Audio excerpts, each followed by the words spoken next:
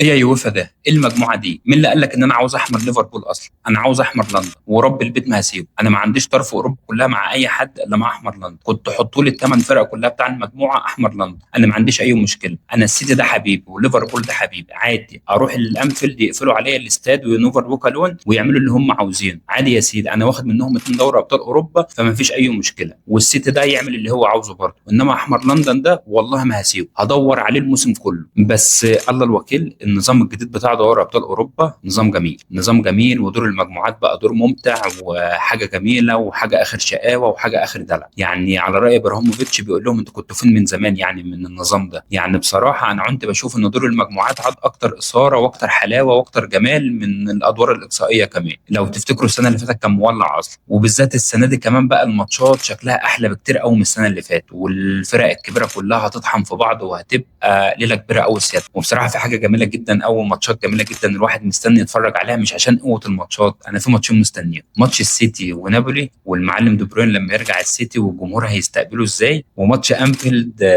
بتاع ريال مدريد لما اشوف جماهير ليفربول هتعمل ايه في ارنولد. بس شكلها هتبقى دوري مجموعات على قلبك من اللي قلبك يحب.